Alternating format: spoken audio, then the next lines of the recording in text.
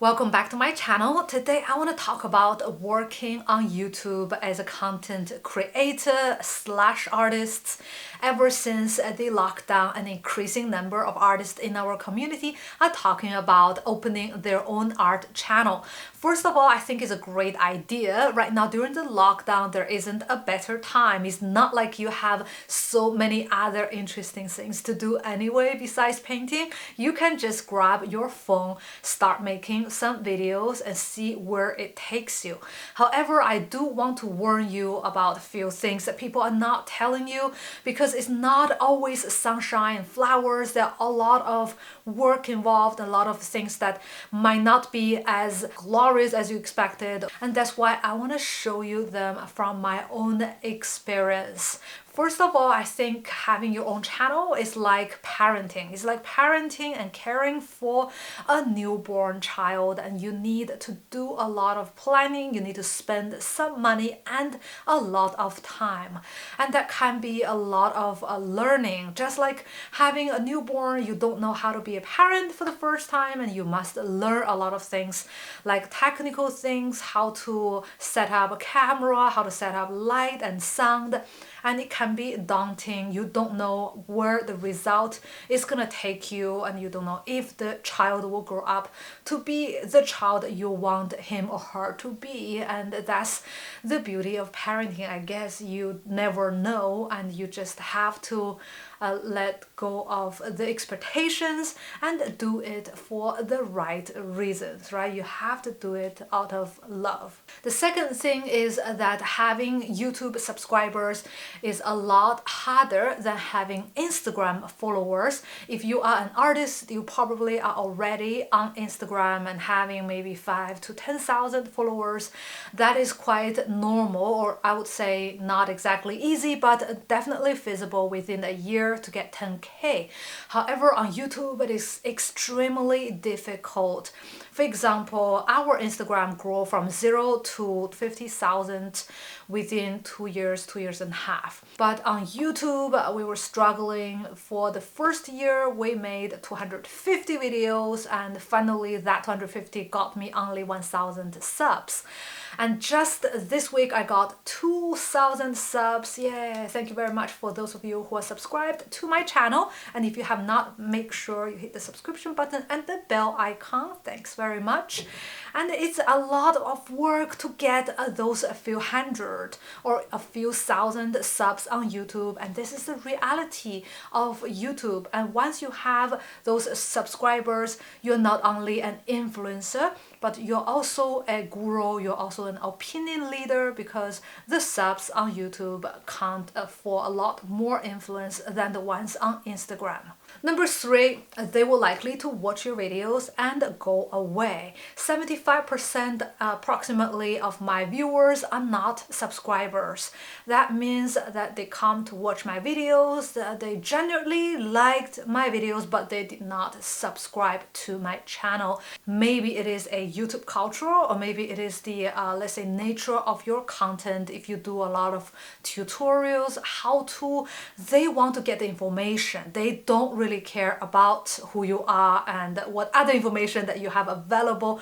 They just want to learn that thing. For example, how to paint water soluble oil pastel. They don't necessarily want to go back to see the second part of the tutorial, because they will just learn and teach themselves. And it's very different from lifestyle posts on Instagram or other kind of travel vlogs on YouTube. If you do how-to videos, it's gonna be a reality, and don't feel discouraged. You can look at the bright side and you can say, hey, people love my videos, they don't even know who I am, they just love my work and my content for what it is. And if you look at this way, maybe you'll feel better about the fact that they did not subscribe to your channel. Number 4, quality is relative. You only need to hit the average quality in your niche. Recently, I watched a lot of videos on how to create your own courses online using different softwares. And the more I watched, the more I got really confused because a lot of the videos were not even good quality. You can see the chroma keying is kind of off and the sound and image are not very sharp. And I started to question why they get a lot of followers and likes and shares and comments. But later I realized that this is because in their niche, this is the average standard quality. The webcam quality is okay because everybody else is doing that. If you want to do art videos, you need to see in your niche. For example, watercolor painting in English or in Spanish or French, you need to see the quality average of your competition to know what is the standard you need to reach. And you only need to reach that to start with, and later you can always raise the bar.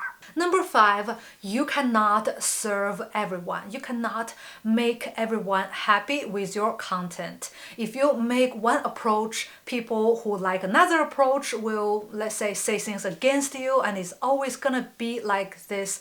You cannot chase after 2 rabbits in the forest at the same time. You can only hunt 1 rabbit and fight the same battle over and over again to have the chance to win. You cannot one day do this approach, another day do a totally different approach, and people will start to question your idea, your identity, your authority because you're saying things against yourself. So you just need to hold on to your own battle and try to fight your own war without being influenced. For example, recently I got a comment from someone saying, you should stop teaching people how to make money, you should teach artists how to make better art because this is the only way they can become a better artist.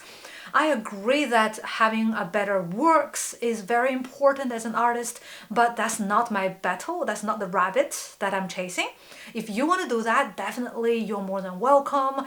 And once you choose that, likely you will not teach artists how to organize their apartment, succeed in their marriage, or become a successful entrepreneur because that will not be your domain, your niche, your content focus, or whatever that you call it. A meat restaurant cannot serve vegans, and a vegan restaurant cannot serve the meat lovers. It's like this, and there are always going to be people who doubt and who recommend you doing the opposite things. Just need to hold on to what initially you believe and you plan for. Do not change directions easily. The next thing I want to talk about might seem to be unrelated. I want to talk about taxes. It only has been a couple of months since I got monetized, so I did not yet receive my first check, and I just started to ask my accountant about my declaration for the next year. What should I do with the money I receive from YouTube because the growth is exponential. Maybe one day I will have a decent income, maybe anytime soon.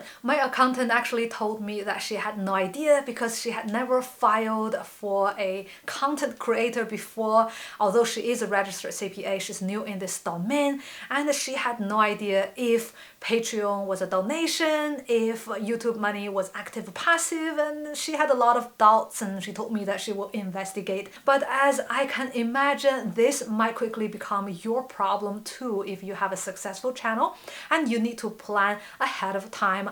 If one day you become monetized and you receive money on Patreon or through other means and methods, you need to think about this as a creative entrepreneur, because if you want to make your business successful, you need to handle your taxes. And I know it's boring, but it's a part of becoming a self-sufficient, financially sound creative entrepreneur. Last thing I want to talk about is dissatisfaction or unhappiness or anger or whatever emotion that is negative, but they can be your friend. Because if you are unhappy with your current life, maybe you're working part-time as an artist, part-time as a waiter in a restaurant or in a bar, you're having some odd jobs to feed yourself and pay for the bills, and you use the rest of the time for your art.